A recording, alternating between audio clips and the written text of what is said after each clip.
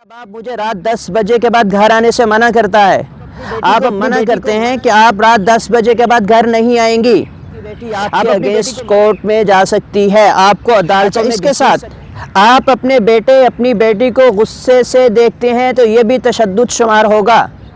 आप अपने साहब में ये पनाहगाहें इसलिए बनाई हैं कि इस नाम नेहाद नुमाइंदे से पूछें कि हमने आपको इस तरह के मुसव्वदात पास करने के लिए कौमी असम्बली के अंदर। तो मैं समझता हूँ ये हमारी मजहबी सियासी जमातों की बहुत बड़ी नाकामी है और इस इंसिडेंट से उन्हें ये अंदाज़ा हो जाना चाहिए। अस्सलाम वालेकुम नाज़रीन, तलाश टीवी के साथ इरफान नदीम आपकी खिदमत में हाजिर है।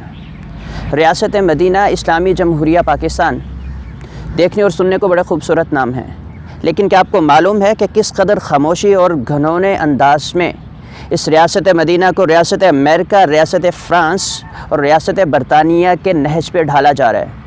ये कार्रवाई किस खामोश अंदाज में की गई और पूरी कौमी असम्बली के अंदर और उसके बाद सेनेट से ये बिल पास करवाया गया, आप ये सुनकर हैरान रह जाएंगे।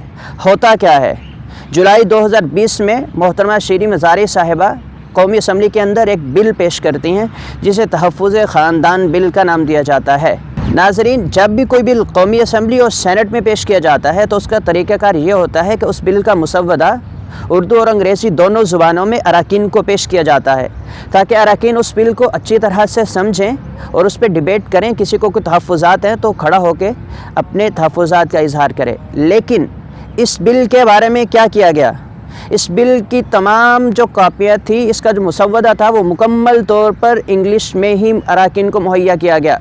अब होता क्या है, बड़ी खामोशी से, बड़े चुपके से तहफ़्फ़ुज़ ख़ानदान बिल को कौमी असम्बली से पास करवा लिया जाता है और उसके बाद अभी रिसेंटली ये बिल कौमी असम्बली के बाद सेनेट में पेश किया गया और सेनेट में भी इस बिल का मुसव्वदा उर्दू की बजाय अंग्रेज़ी ही में पेश किया गया। सेनेट ने भी ये बिल पास कर दिया है और उसके बाद ये बिल अब पाकिस्तान के आइन और कानून का हिस्सा बन चुका है। हमारे मुअज़्ज़ज़ अराकीन कौमी असम्बली और सेनेट के मुअज़्ज़ज़ अराकीन वहाँ बैठ कर कानून साजी के नाम पर क्या कर रहे हैं, लाखों करोड़ों रुपया उनकी तनख्वाहों और असम्बली के अखराजात पर खर्च होता है।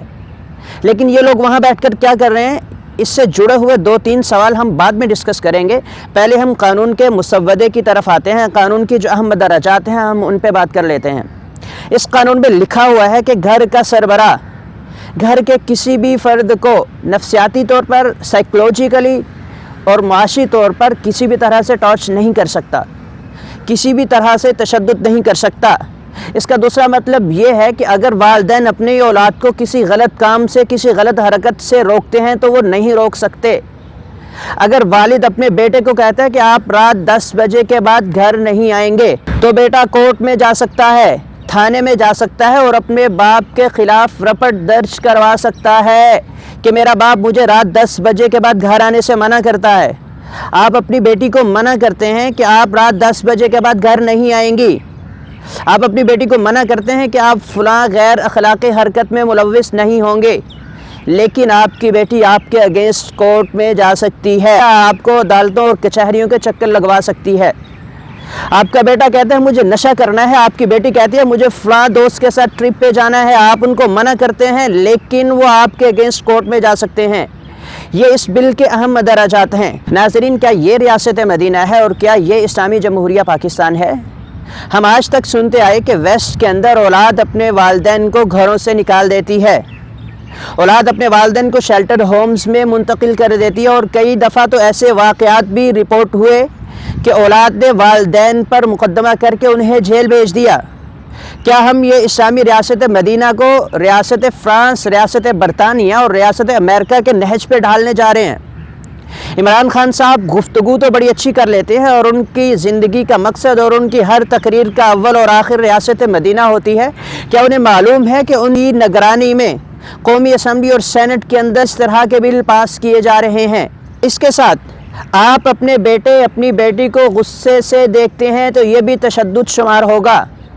आप अपने बेटे और बेटी को गुस्से से देख भी नहीं सकते, आप उन्हें डांट तक नहीं सकते। ये वो सारा जाल है जो हमारे ख़ानदानी निज़ाम के ख़िलाफ़ बिछाया जा रहा है। नाज़रीन, आपको याद होगा कि मैंने पहले भी एक प्रोग्राम के अंदर अपने ख़ानदानी निज़ाम पे बात की थी।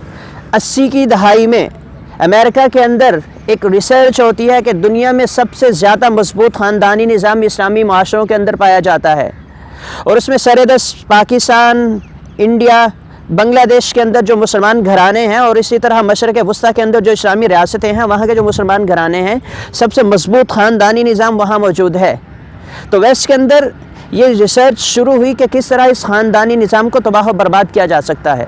میں یہ بتانے جا رہا ہوں کہ ہو کیا رہا ہے کہ وہ کام جو 80 کی دہائی سے شروع تھا اور اب تک وہ نہیں ہوا، اس کو اس انداز میں باقاعدہ قانونی طور پر کیا جا رہا ہے۔ اس ریسرچ کی بنیاد پر یہ فیصلہ ہوتا ہے کہ پاکستان اور اس خطے کے جو اسلامی ممالک ہیں ان کے خاندانی نظام کو کیسے تباہ کیا جائے۔ انڈیا کی فلم انڈسٹری 80 کی دہائی میں خطے کی ابھرتی ہوئی انڈسٹری تھی۔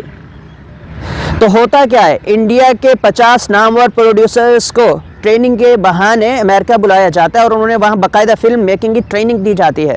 اس ٹریننگ میں بتایا جاتا ہے کہ آپ کس طرح کی فلمیں پروڈیوس کریں گے۔ وہ پروڈیوسرز واپس آتے ہیں اور 1980 اور 90 کی دہائی میں جو فلمیں بنتی ہیں ان فلموں کا بنیادی مقصد یہ ہوتا ہے کہ اس خطے کے خاندانی نظام کو ٹارگٹ کیا جائے۔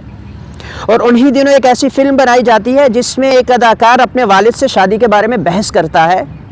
والد اس کو ایک جگہ شادی کرنے سے منع کرتے ہیں، لیکن وہ اداکار، وہ ہیرو جو فلم میں دکھایا جاتا ہے، وہ اس والد کے منع کرنے کے باوجود وہاں شادی کرنے پر بضد ہے۔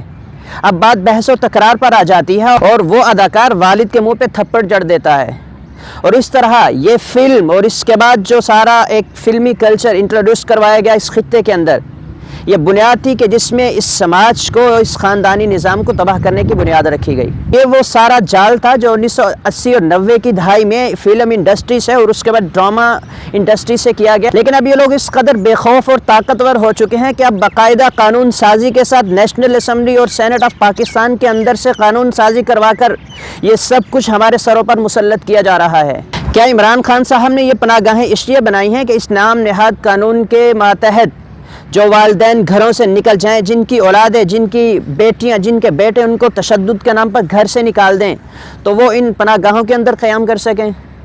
خدا کے لیے ہم کس سمت پہ جا رہے ہیں؟ ہمیں کچھ اندازہ ہے؟ بحیثیت پاکستانی میرا اور آپ کا یہ فرض بنتا ہے کہ آپ اپنے حلقے کے نمائندے سے پوچھیں کہ ہم نے آپ کو اس طرح کے مسودات پاس کرنے کے لیے قومی اسمبلی کے اندر بھیجا تھا۔ یہ میری اور آپ کی ذمہ داری ہے اور میں آپ سے بربلا کہتا ہوں، آپ اپنے حلقے کے نمائندے سے ملیے۔ نہیں مل سکتے تو ایٹ لیسٹ آپ اس سے فون پہ بات کریں اور اس سے اپنا احتجاج ریکارڈ کروائیں۔ کیا ہم نے آپ کو اس لیے وہاں بھیجا تھا کہ آپ اس طرح کی قانون سازی کریں وہاں جا کے؟ اور اسی کے ساتھ جڑا ہوا ایک اہم سوال یہ ہے کہ ہماری مذہبی سیاسی جماعتیں نیشنل اسمبلی کے اندر بیٹھ کے کیا کر رہی ہیں؟ کیا انہیں معلوم نہیں ہے کہ کس طرح کی قانون سازی کی جا رہی ہے ریاست مدینہ کے نام پر؟ میں سمجھتا ہوں یہ اس سے بڑا جرم اور یہ اس سے بڑی غلطی ہے۔ کیا ہمارے مذہبی سیاسی جماعتوں کے جو لیڈران ہیں انہیں اندازہ نہیں ہے کہ انہیں کس طرح کے افراد کو قومی اسمبلی کے اندر بھیجنا ہے؟ بڑے معصوم انداز میں کہہ دیتے ہیں کہ جی ہمیں تو معلوم ہی نہیں تھا کہ اس کی جو کارروائی تھی وہ انگلش زبان میں کی گئی اور ہمیں انگلش آتی نہیں ہے۔ میرے خیال میں یہ شرم سے ڈوب برنے کا مقام ہے کہ ہماری مذہبی سیاسی جماعتیں کہ ابھی تک ایسے افراد تیار نہیں کر سکیں کہ جو انگلش اور اردو زبان پہ عبور رکھتے ہوں۔ انہیں اندازہ ہو کہ قومی اسمبلی کے اندر کس طرح کے ایشوز چل رہے ہیں، وہاں ریاست مدینہ اور اسلامی جمہوریہ پاکستان کے نام پر کس طرح کی قانون سازی ہو رہی ہے۔ تو میں سمجھتا ہوں یہ ہماری مذہبی سیاسی جماعتوں کی بہت بڑی ناکامی ہے اور اس انسیڈنٹ سے انہیں یہ اندازہ ہو جانا چاہیے۔ PMLN ہے اور اسی طرح پیپلز پارٹی ہے اور اسی طرح پاکستان تحریک انصاف ہے، ان میں سے بھی کسی جماعت کے کسی ایک رکن نے اس بل کے اگینسٹ کوئی بات نہیں کی سوائے جماعت اسلامی کے سینیٹر مشتاق احمد نے۔ سینیٹر مشتاق احمد اس بل کے بارے میں کیا کہتے ہیں ذرا آپ بھی سماعت کیجئے۔ یہ ہمارے خاندانی نظام کو تباہ کرنے کی وہ عالمی سازش ہے جس کی شروعات 80 کی دہائی میں کی جا چکی تھی۔ آج ہمارا سماج، اسلامی معاشرہ اور اسلامی ریاست اسی وجہ سے قائم ہے کہ ہمارا خاندانی نظام مضبوط ہے۔ خاندانی نظام بنیادی اکائی ہے جس سے آگے معاشرے اور اس سے آگے ریاستیں وجود میں آتی ہیں۔ جب خاندانی نظام تباہ ہو گیا، جب خاندان کے اندر والدین اور اولاد کا ادارہ نہ رہا تو پھر یہ ریاست اور یہ مذہب اور یہ اسلامی جمہوریہ اور ریاست مدینہ یہ سب چیزیں بڑی پیچھے رہ جائیں گی۔ اور پھر اس کے بعد وہی ہوگا جو آج ہم ویسٹ میں دیکھتے ہیں کہ اولاد والدین کو مقدمات کے اندر الجھا رہی ہے، عدالتوں کے اندر گھسیٹ رہی ہے، انہیں شیلٹر ہومز میں منتقل کر رہی ہے، اور والدین اگر جوان بیٹی کو، جوان بیٹے کو کسی غلط حرکت سے روکتے ہیں، کسی غیر اجنبی مرد یا عورت سے ملنے سے روکتے ہیں، تو ان کے اگینسٹ بھی قانون حرکت میں آئے گا، اور کل ہماری اولادیں، ہماری آئندہ نسل ہمارے ہاتھوں سے نکل جائے گی، اور وہی سماج کریٹ ہوگا، وہی معاشرہ وجود میں آئے گا جس کی باتیں آج ہم ریاست امریکہ، ریاست فرانس اور ریاست برطانیہ کے نام سے سنتے ہیں۔ کہ تو خدا کے لیے یہ میری اور آپ کی ذمہ داری ہے کہ اس بل کے اگینسٹ کھڑے ہو جائیں، اور جہاں تک ہو سکتا ہے، جو ہو سکتا ہے، آپ اس پہ اپنا حصہ ڈالیے۔ آج کے پروگرام میں اتنا ہی، آئندہ حاضر ہوتے ہیں کسی نئے عنوان کے ساتھ، تب تک کے لیے ہمیں دیجیے اجازت۔ اللہ نگہبان۔